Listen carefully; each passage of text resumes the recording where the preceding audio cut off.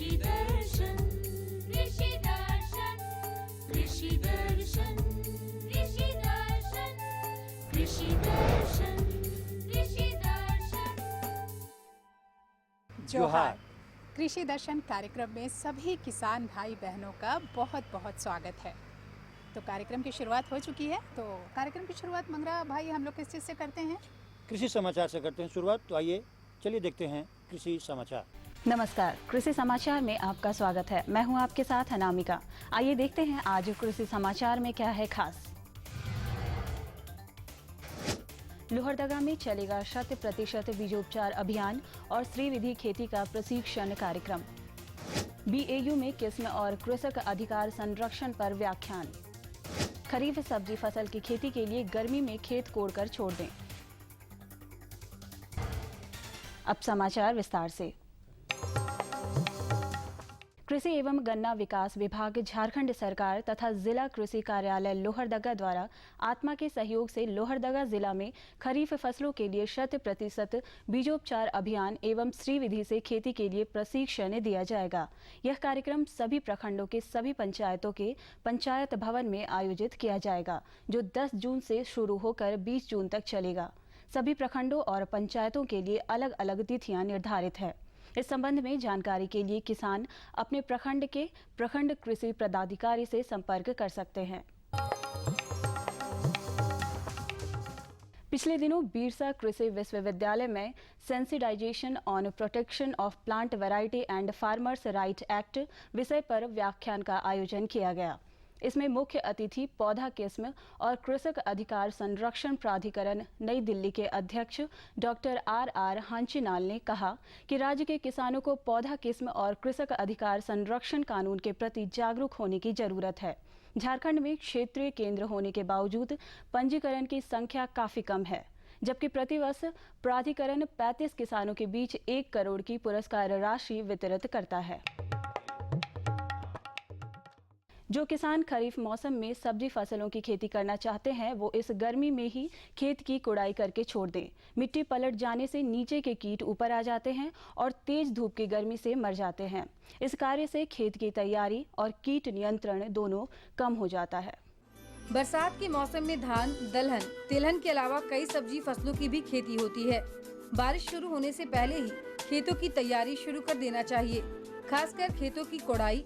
इससे होने वाले फायदे के संबंध में हमारे कृषि विशेषज्ञ बताते हैं। किसान भाइयों, अब जो है खरीफ का मौसम आ रहा है। अब आपको अपने खेत की तैयारी सब्जी लगाने के लिए तैयार हो जाना चाहिए, क्योंकि अभी जो है गर्मी में जुताई कर देंगे तो उसमें कीड़ा मरने का चांसेस बहुत ही अच्छा रहता है। और खेत जो है जुताई कर देने से उसमें जो है दीमक का अंश भी कम होने लगता है।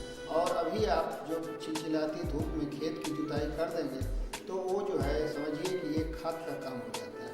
और जो भी खरपतवार होता है उसको आप उसी में आग लगा दें, जिससे कि जो है एक समझिए कि ये स्फुर का काम कर देता है। जो फास्फोरस के लिए हम लोग इधर उधर करते हैं, अगर उसको उसमें जला देते हैं तो हमारे खेत की उर्वरा शक्ति बढ़ जाती है। राज्य के किसान अगर सब्जी फसल नेनुआ की खेती करना चाहते हैं तो इस फसल से अच्छी उपज प्राप्त करने के लिए पूसा चिकनी, लॉन्ग ग्रीन, लॉन्ग व्हाइट या पूसा सुप्रिया नामक उन्नत प्रभेद का चयन कर सकते हैं। बरसात में नेनुआ की खेती के लिए जून से लेकर जुलाई तक बुआई का काम पूरा कर लें। बुआई में 4 से 6 किलो बीज का उपयोग प्रति हेक्टेयर की दर से करें। पौधों के बीच 2 से 2.5 मीटर की दूरी रखें। किसान नेनुआ के बेहतर उत्पादन के लिए पूसा चिकनी, लॉन्ग ग्रीन, लॉन्ग व्हाइट या पूसा सुप्रिया नामक उन्नत प्रभेद लगाएं। इनकी उपज क्षमता 125 से 150 क्विंटल प्रति हेक्टेयर है। ट्रैक्टर चालित मिट्टी पलट हल एक प्राथमिक भू परिसंस्करण यंत्र है, जिसकी सहायता से किसान अपने खेतों की मिट्टी को काटने, उठाने और भुरभुरा बनाने का काम कर सकते हैं। इससे खेत में लगी हुई हरित खाद वाली फसलों को भी मिट्टी में अच्छी तरह से मिलाया जा सकता है। किसान इससे खेत में छीटे हुए कंपोस्ट और चूना को भी अच्छी तरह से मिलाने का काम कर सकते हैं। जिस किसान में हर वक्त अपनी फसलों से अच्छी उपज पाने की ललक जग गई, वो पल भर भी चैन से नहीं बैठता और उसकी यही बेचैनी उसे कामयाबी दिलाती है। आइए आज एक ऐसे ही कामयाब किसान से मिलते हैं। हम लोग यहाँ कृषि विज्ञान केंद्र बेंगाबाद गिरिडीह में प्रशिक्षण पा करके वैज्ञानिक ढंग से खेती कर रहे हैं और वैज्ञानिक ढंग से खेती करने से पहले से अभी ज़्यादा लाभ हो रहा है। और अब एक नज़र राज्य के 5 प्रमुख शहरों के मौसम के मिजाज पर।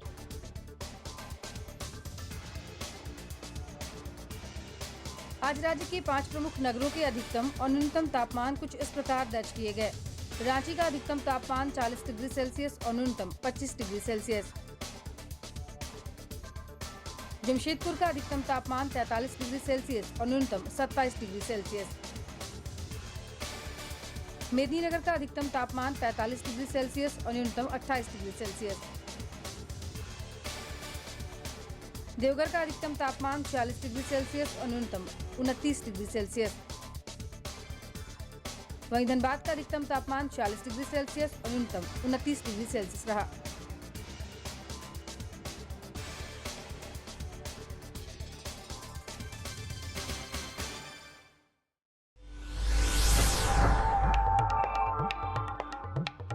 और अब मंडी भाव में आइए नजर डालते हैं अनाजों के भाव पर। आज कृषि उत्पाद बाजार समिति पंडरा रांची में विभिन्न खाद्यान्नों के थोक भाव कुछ इस प्रकार दर्ज किए गए।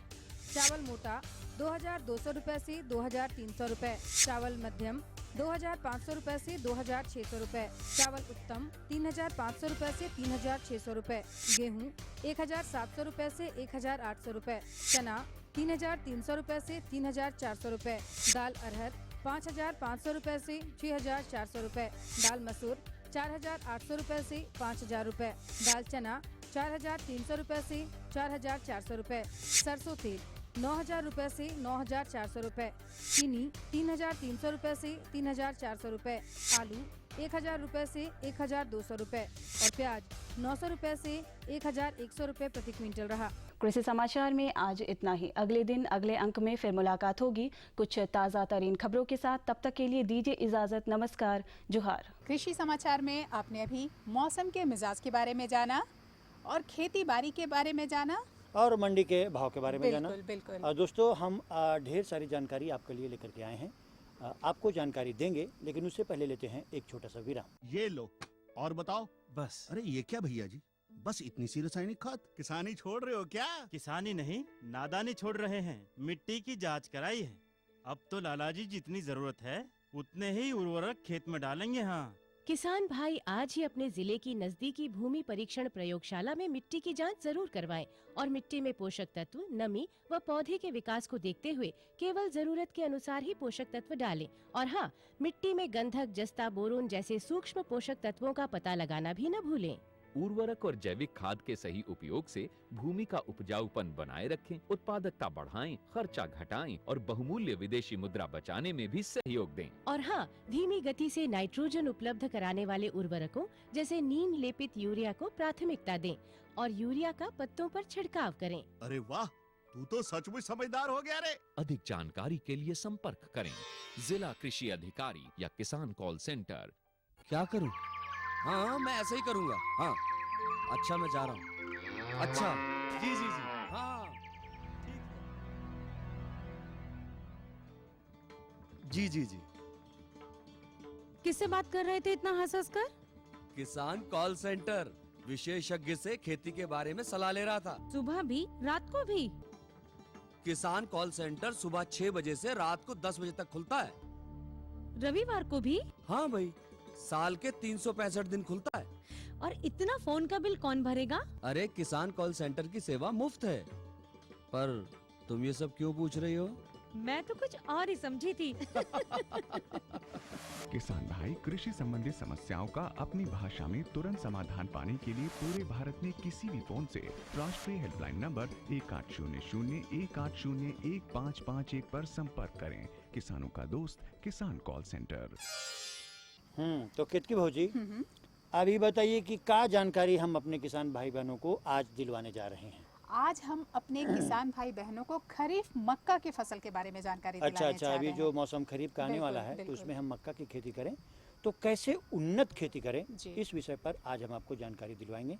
और जानकारी दे रहे हैं परिमल कुमार सिंह जी। किसान भाइयों, कृषि दर्शन की टीम आज कृषि विज्ञान केंद्र सुजानी देवघर आई हुई है। जहां आज हम बात करेंगे खरीफ मक्के की उन्नत खेती के बारे में। इस विषय पे जानकारी देने के लिए आज हमारे साथ है यहीं के वैज्ञानिक श्री परिमल कुमार जी। तो खरीफ मक्के की खेती कब करनी चाहिए और इसका सही समय क्या होना चाहिए? खरीफ मक्के की खेती मई के अंतिम सप्ताह से लेकर जून के प्रथम सप्ताह तक इसकी बुआई करने के लिए उपयुक्त समय है। और इसके लिए जो खेत की तैयारी जो होनी चाहिए, तो इसके लिए 3-4 बातों पर ध्यान देनी चाहिए। एक तो है क्या, जैसे खेत की जो करनी चाहिए जब तक मिट्टी भुरभुरी नहीं हो जाए। दूसरा है यहाँ की मिट्टी जो है काफ़ी अम्लीय है, उस अम्लीयता को दूर करने के लिए चूने का व्यवहार करना चाहिए। तीसरा में है क्या, उसमें जैसे यहाँ जो देख रहे हैं हम लोग, खास तौर से दीमक का प्रकोप बहुत ज़्यादा होता है। तो इसके लिए जो है इसके जो खेत की अंतिम जुताई के समय 25 किलोग्राम लिंडेन धूल का प्रयोग करना चाहिए, जिससे कि है दीमक का प्रकोप जो है मक्का की फसल में बहुत ज़्यादा होता है, जिससे कि उसका जड़ को वो काटना शुरू कर देता है। तो ऐसी परिस्थिति में यदि हमारे किसान भाई खेत की अंतिम जुताई के समय यदि ये इन सब चीज़ों का ध्यान देते हुए ये करें खेत की तैयारी, तो उनका उत्पादन बहुत ही अच्छा होगा और समय अनुसार उसको बुआई करना प्राथमिकता दें। ठीक है, अब बात आती है कि जब हमारे किसान भाई खरीफ मक्के की खेती कर रहे हैं तो उसके लिए उन्नत बीजें कौन सी होती है और उसका चुनाव किस प्रकार करेंगे? अभी खरीफ के लिए उसके लिए है स्वान कंपोजिट 1 और बिरसा मक्का 1, ये प्रभेद जो दोनों ही यहाँ के लिए उपयुक्त है। और HQPM 1 ये भी प्रभेद है, और ये जो है हमारे 100 से 110 दिन में यह तैयार हो जाता है, जिसमें कि इसका उत्पादन जो है 1 हेक्टेयर में 50 क्विंटल प्रति हेक्टेयर है। तो ऐसी परिस्थिति में यदि ये तीनों प्रभेद का यदि हमारे किसान भाई प्रयोग करें तो इससे जो उत्पादन बहुत ही अच्छा होगा। किसान भाई जो खरीफ मक्के लगा रहे हैं तो लगाते समय किन किन सावधानियों का वो ध्यान रखेंगे? लगाते समय खास तौर से ये है, उसमें खेत जो है उसमें जुताई सही ढंग से होना चाहिए, मिट्टी भुरभुरी होनी चाहिए, और साथ ही साथ मिट्टी भुरभुरी होने के साथ जो है खेत पर भी जो है वो ध्यान देना चाहिए। जो हमारा कतार से कतार की दूरी जो है 75 सेंटीमीटर और पौधा से पौधा की दूरी 25 सेंटीमीटर का ध्यान रखें। और उसमें जो है करीब जैसे पहली बार जैसे है हुआ करीब 2 बार सिंचाई करें, एक तो जैसे 25 से 40 दिन और दूसरा जो है 60 से 65 दिन में 2 बार जैसे सिंचाई करते हैं, तो उसमें जो है बहुत ही अच्छा होगा। और उसके लिए खास तौर से है क्या, जब मक्का घुटने भर का हो जाता है, और दूसरा है क्या, जिस समय वो मक्का में देखा जाए जो है उसमें पानी की आवश्यकता है, तो उसको ज़रूर उस समय पानी देना चाहिए, जिससे कि उसमें जो है फलन अच्छा होता है। और जैसे ही खेत के बीच में जैसे लाइन से रहेगा तो उसमें जो है कोड़नी हैंड हो के द्वारा करना चाहिए, जिससे कि जो है वो। और उसके बाद क्या है, दूसरी उसमें जो है जैसे टॉप ड्रेसिंग करेंगे, टॉप ड्रेसिंग के बाद उसमें मिट्टी चढ़ा दें तो उससे जो है उत्पादन अच्छा होगा। अब बात आती है उर्वरक का प्रयोग, तो उर्वरक का प्रयोग वो कब और कितने समय पर करेंगे? उर्वरक का प्रयोग जो है जैसे खेत की अंतिम उसका लिए जो मात्रा है वो यूरिया की मात्रा है 110 किलो, उसके बाद DAP जो है करीब 80 किलो और पोटास की मात्रा करीब 40 किलो जो है। और इसमें जो है ये ध्यान देना है हमारे किसान भाई जो है, इसमें जो इसकी आधी मात्रा जो है खेत की तैयारी के समय और आधी मात्रा को जो देना है, जैसे पहली सिंचाई जो है जब हमारे किसान भाई करेंगे जो है पहली बार 25 दिनों में, तो उस समय वो जो है खाद का प्रयोग करें यूरिया का जो है। और उसके बाद जो है उस समय जो उसके कुछ दिन के बाद फिर जो 30 से 35 दिन में उस समय जो है अपना जो बाद बाकी बचा यूरिया को उस समय फिर टॉप ड्रेसिंग के समय उसमें दे दें, जिससे कि वो जो है उसमें मतलब समय अनुसार उसमें खाद पड़ जाएगा तो उसको उत्पादन अच्छा होगा। या किसान भाइयों का एक सवाल आता है कि बीजोपचार करनी चाहिए, तो बीजोपचार किस प्रकार करनी चाहिए और किन किन बातों पर ध्यान रखना चाहिए? बीजोपचार बहुत ही महत्वपूर्ण चीज़ है, क्योंकि इससे जो है करीब 75% बीमारी दूर हो जाती है। तो इसके लिए हमारे किसान भाई जैसे 1 लीटर पानी में 2 ग्राम बेबिस्टिन डाल देंगे, डालने के बाद उसको मिला करके उसमें जो है करीब 1 हेक्टेयर के लिए जो ज़रूरत पड़ती है जो है उसमें करीब 20 किलो, तो वह 1 एकड़ के लिए जो है 1 हेक्टेयर के लिए, तो उसके लिए करीब 20 लीटर पानी और 40 ग्राम या बेबिस्टिन पाउडर डाल करके उसको आधा घंटा छोड़ दें। और उसके बाद उसमें बीज की मात्रा करीब जो 20 किलो दे करके छोड़ने से क्या होगा, उसके बाद उसको छाया में रखने के बाद उस बीज को तुरंत ही बुआई कर देनी चाहिए। तो इससे जो है जो बीज जनित जो बीमारी है और जो हवा जनित बीमारी है उससे हमारे किसान भाई को उससे निजात मिल जाएगा, जिससे कि माने बीमारी से जो ज़्यादा परेशान हमारे किसान भाई हवा जनित और ये बीज जनित से ही होता है, तो इससे उनको छुटकारा मिल जाएगा और उत्पादन अच्छा होगा।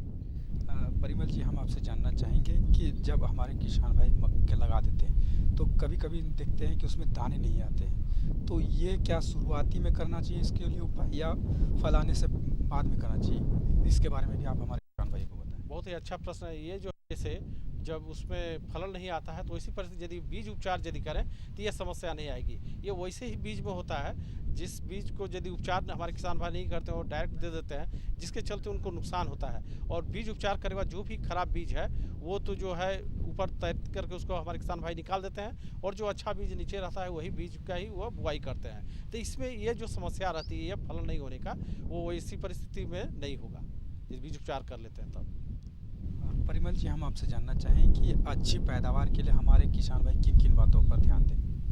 हमारे किसान भाई जो है अच्छे पैदावार के लिए, उसके लिए जो है खेत की उर्वरा शक्ति, खेत की जुताई, और उसमें जो है उसमें चूने का प्रयोग और अम्लता दूर करने के लिए, और उसके बाद जो कीट पतंग वगैरह के लिए जो है उसके लिए यदि बीज उपचार कर लेते हैं, और साथ ही साथ है क्या, जैसे लिंडन डस्ट वगैरह जैसे दीमक का प्रकोप के लिए वो दूर करते हैं, तो इससे उत्पादन बहुत ही अच्छा होगा। साथ ही साथ है क्या, वो समयानुसार उसमें जो सिंचाई करें आवश्यकता अनुसार, तो इससे जो है उत्पादन माने बहुत ही अच्छा मिलेगा।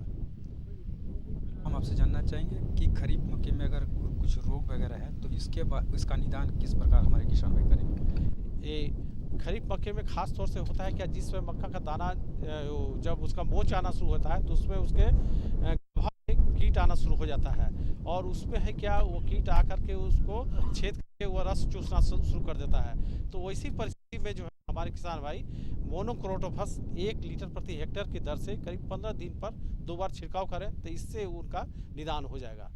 और ख़ास तौर से जो बीज उपचार वगैरह करने से बहुत सारी बीमारियां उसी से दूर हो गई, लेकिन खास तौर से मोनोक्रोटोफास का यदि करेंगे 1 लीटर प्रति हेक्टेयर, तो वो जो समस्या छेद आने का अभाव में आता है वो सबसे उनको निजात मिल जाएगा।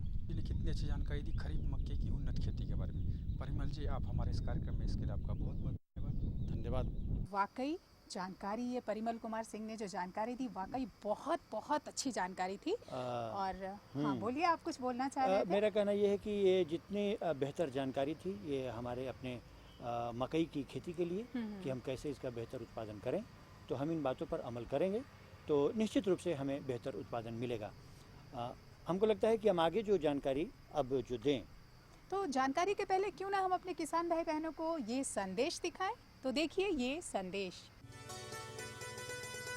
टपक टप टप टपक टप टप टपक टप टप टपक टप टपक टप टप टपक टप टपक टप टप टपक टप। ये टपक टप टप क्या है? ये है किसानों के जीवन में समृद्धि और खुशहाली लाने का आसान उपाय। कैसे? पानी की एक एक बूंद बचाइए, फसलों की सिंचाई के लिए टपकन विधि और स्प्रिंकलर सिस्टम अपनाइए, यानी कि टपक टप टप से खेतों में हरियाली लाइए और जीवन में खुशहाली। टपक टप टप? हाँ भाई हाँ, ये है सूक्ष्म सिंचाई पद्धति। इसमें 50% तक पानी के साथ साथ उर्वरकों की बचत होती है। वाह भाई, ये तो कमाल हो गया। एक कमाल और, वो क्या? इसके लिए सरकार द्वारा अनुदान भी मुहैया कराया जा रहा है, साथ में ऋण की सुविधा भी उपलब्ध है। अब समझ में आया टपक टप टप। अब बोलिए, संदेश भी हम देख चुके पानी के बारे में, पानी के संरक्षण के बारे में, पानी को बचाने को लेकर के। अब क्योंकि पानी से ही भाई हम किसान लोग बहुत अच्छी खेती करते हैं, पानी की बहुत अहमियत है और ज़रूरत है, लेकिन अब इसकी महत्ता को समझते हुए और बहुत सारी ज़रूरी बातों पर ध्यान देते हुए खेती करने वाले एक ऐसे बेजोड़, नायाब और प्रगतिशील किसान से हम मिलवाने जा रहे हैं। तो आप बता दीजिए उस किसान का नाम क्या है? वो प्रगतिशील किसान है बैजनाथ महतो।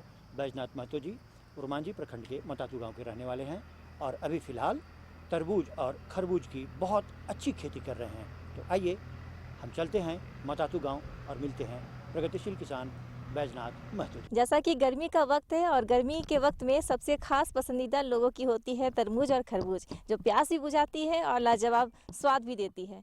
और ऐसे ही वक्त में हम पहुंचे हैं एक खुशहाल किसान के खेत में। जी हाँ, मेरे साथ है बैजनाथ महतो जी। उनसे मुलाकात करेंगे और जानेंगे कि उनकी खेत में जो खरबूजे हैं और तरबूज है वो किस तरह से इतने अच्छे तरीके से वो कर पाए हैं। महतो जी बताएं कि आपके खेत में बहुत ही अच्छे तरीके से खरबूजा और तरबूजा लगे हैं, तो हमारे किसान भाई जानना चाहते हैं कि आपने कैसे इसको कर पाए हैं।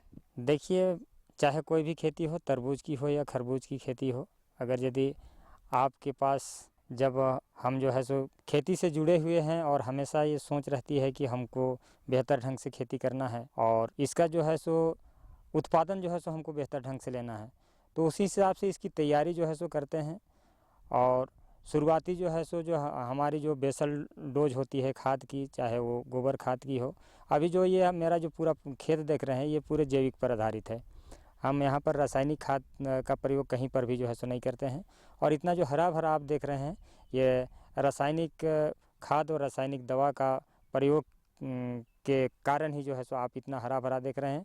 और रासायनिक खाद का धीरे धीरे प्रयोग करते करते पूर्ण रूपे से इसको जो है सो हम सोच लिए कि जैविक खेती जो है सो करेंगे। और अभी 2 साल से जो है सो इसी तरह जो है सो करते आ रहे हैं। और जैसे कि फसल की तैयारी जो है सो हम करते हैं, शुरुआती तौर पर जो हमारा जो बेसल डोज है, जैसे कि घर में जब बच्चा जन्म लेता है तो माँ का दूध सबसे पहला आवश्यक है, उसी तरह से हमारा जो पौधा जब हम लगाते हैं और जिस माध्यम से जिस टेक्नोलॉजी से हमारे यहाँ जो खेती होती है उसी हिसाब से पहला इसको जो है सो खुराक की कौन सा जो है सो कंपोस्ट की आवश्यकता है। और इसके बाद जैसे जैसा इसका जो है सो बढ़वार होते जाए, जैसा इसका ग्रोथिंग होते जाए, हमको क्या जो है सो देने का है, इन सभी पर जो है सो बहुत ही जो है सो केयर करना पड़ता है। और उसी का परिणाम है कि आज जो है सो इतना हरा भरा जो है सो मेरा फसल दिख रहा है। तो बताएं महतो जी, कैसे हमारे किसान भाई करेंगे इसको? देखिए, अगर यदि किसान बंधु अगर यदि चाहते हैं तरबूज और खरबूज की खेती करने के लिए, तो उनको तो सबसे पहले अपना जो मन मस्तिष्क है उसमें जो है सो अपना विचार उत्पन्न करना होगा कि हमें भी तरबूज और खरबूज की खेती करनी है। अगर यदि वे अपने मन में इस तरह का सोच उत्पन्न करते हैं और अगर यदि वे दृढ़ प्रतिज्ञा करते हैं कि मैं भी तरबूज और खरबूज का खेती करूंगा, तो मैं उन्हें सलाह देना चाहूँगा कि किसान भाइयों, आज इतनी शॉर्ट टर्म में, इतनी कम अवधि में तरबूज और खरबूज की खेती करके आप जो है सो एक बहुत ही उसको कहिए तो प्रोत्साहित जो है सो आपको जो है सो इसका दाम और मुनाफा जो है सो होता है तरबूज और खरबूज की खेती करके। और मैं आप लोगों को सलाह दूंगा कि अगर यदि आप करना चाहते हैं तरबूज और खरबूज की खेती, तो अगर आपके खेतों में अगर यदि ड्रिप इरिगेशन का सिस्टम नहीं होगा, तो मैं आप लोगों को सलाह देता हूं कि आप जितना जल्दी हो सके ड्रिप इरिगेशन की जो सिस्टम है उसे आप अपने खेत में लगाएं। और जिन किसान बंधुओं के पास ड्रिप इरिगेशन का सिस्टम की व्यवस्था नहीं है, वे तरबूज की खेती कर सकते हैं, खुले में भी तरबूज की खेती कर सकते हैं। यह बहुत ही आसान खेती है तरबूज की खेती करना और खरबूज की। किसान बंधुओं, अगर यदि आप अपने मन मस्तिष्क में अगर यदि विचार उत्पन्न करते हैं कि हमें तरबूज और खरबूज की खेती करके मुनाफा कमाना है, तो आपका स्वागत है कि आप जो है सो तरबूज और खरबूज की खेती में जो जानकारियां हैं उस जानकारियों को आप हासिल करें और जो है सो तरबूज और खरबूज की खेती का जो है सो उसका काम जो है सो प्रारंभ करें। किसान भाइयों, साथ ही साथ क्योंकि तरबूज और खरबूज प्यास बुझाती है, तो कहीं ना कहीं हमारे किसान भाई को कितना तृप्त कर पाती है। मेरे कहने का मतलब कि उनको सही तरीके से कितना मुनाफा हो जाता है, क्या वो संतुष्ट हो जाते हैं तरबूज और खरबूज खेती से? अगर यदि बेहतर ढंग से तरबूज और खरबूज की खेती किया जाए, तो आज तो हम समझिए कि पिछले 3 वर्षों से जो है सो तरबूज और खरबूज की खेती कर रहा हूँ। और मैं नहीं समझता हूँ कि आप सब्जी का खेती करके जो मुनाफा तरबूज और खरबूज की खेती में होती है, वो आप सब्जी का खेती में जो है सो वो मुनाफा जो है सो कमा सकते हैं। 1 एकड़ में खरबूजा का अगर यदि आप खेती करते हैं, अगर आप अच्छा ढंग से अगर यदि खरबूज का खेती आप करते हैं, तो 1 एकड़ में 25 टन का जो है सो उत्पादन जो है सो होता है। 20 से 25 टन, मिनिमम 20 टन, अधिकतम 25 टन जो है सो उत्पादन जो है सो लिया जा सकता है। अब आप उसी हिसाब से जो बाज़ार की रेट है, आप उससे आप अपनी आमदनी जो है उससे क्या जो है सो आमदनी होगा, आप उससे जो है सो स्वाभाविक जो है सो निकाल सकते हैं। उससे जोड़ के जो है सो इसका कंपैरिजन दूसरे फसलों की अपेक्षा आप कर सकते हैं। और साथ ही साथ जैसे कि तरबूज है, अगर यदि आप तरबूज का खेती करना चाहेंगे, तो तरबूज भी जो है सो बहुत अच्छी फसल है आज के दिनों में, खास करके गर्मी में। अगर यदि आप तरबूज का खेती करते हैं, तो 1 एकड़ में आपको कम से कम उसमें भी जो है सो आपको 30 टन से कम जो है सो उसका जो है सो ये उत्पादन जो है सो नहीं है। बहुत खास जानकारियाँ मिली और तरबूज और खरबूज की खेती बिल्कुल गर्मी के खास वक्त में ये खास लोगों की ज़रूरत भी होती है। और चलते चलते महतो जी से कुछ खास सुझाव चाहेंगे हमारे किसान बंधुओं के लिए। मैं किसान बंधुओं को यही सलाह दूंगा कि अगर यदि आप खेती से जुड़े हुए हैं, अगर यदि खेती से आप कुछ पाना चाहते हैं, तो आप अपने मन मस्तिष्क को पूरा कॉन्सेंट्रेट करके आप अपना मन को कभी विचलित न करें, खेती पर जो है सो लगे रहें। अगर यदि आप अपने मन को विचलित करते हैं, कभी जो है सो खेती पर लगाते हैं, कभी दूसरे जगहों पर, तो आप खेती में सफलता जो है सो हासिल नहीं कर सकते हैं। अगर आपको खेती में सफलता हासिल करना है और कहिए तो एक सरकारी कर्मचारी की अपेक्षा आपकी भी वेतन उससे कहीं जो है सो आपकी अधिक होगी अगर आप इसमें अपना तन मन धन सभी जो है सो खेती में लगा देंगे। बशर्ते आपके पास खेती की जानकारी होनी चाहिए, आपके पास खेती का साधन उपलब्ध होना चाहिए। तो मैं नहीं समझता हूँ कि जो एक आज भारत सरकार के क्लास 1 कर्मचारी जो वेतन पाते हैं, आप भी जो है सो 2 एकड़ में खेती करके जो है सो वो उतना जो है सो आप मुनाफा जो है सो कमा सकते हैं, बल्कि उससे ज़्यादा ही आप जो है सो मुनाफा कमा सकते हैं। यह मेरा विश्वास ही नहीं, ये मैं किसानों को जो है सो गारंटी देता हूँ। बहुत अच्छी ऊंची सोच है और ऊंची सोच के साथ इनका विचार इस कदर है कि आप वाकई में खेती कीजिए पूरी मन और ध्यान को लगाते हुए। तो सिर्फ तरबूजा और खरबूजा ही नहीं, किसी भी तरह के कोई भी खेती करके अच्छी मुनाफा कर सकते हैं और एक अच्छी तरह से आप मुनाफा के साथ खुशहाल ज़िंदगी बिता सकते हैं। तो महतो जी बहुत अच्छा लगा खास ही जानकारियों से और उम्मीद करते हैं कि हमारे किसान भाई इन खास जानकारियों से लाभ भी लेंगे और बहुत ही आपके विचारों से जैसे कि तन और मन धन लगा के खेती करेंगे। आपका बहुत बहुत धन्यवाद। वाकई बैजनाथ क्या महतो बात से है भाई, मुलाकात उनके लाजवाब। तरबूज और खरबूज को देख के तो अभी भी मुंह में पानी आ और गया। क्या तरीका और कितने निश्चित। बेहतर तरीके से वो खेती कर रहे हैं। दोस्तों, ये थी हमारी आज की जानकारी। अगले अंक में हम आपसे फिर भेंट करेंगे। हम आपसे इजाज़त लें उससे पहले आप कागज़ कलम उठाइए और लिखिए हमारा पता। हमारा पता है कार्यक्रम कृषि दर्शन, कृषि प्रकोष्ठ द्वारा केंद्र निदेशक, दूरदर्शन केंद्र, रातू रोड, रांची। पिन संख्या 834001। के साथ ही हमें मंगरा को और हमारी पूरी टीम को दीजिए इजाजत। जोहार।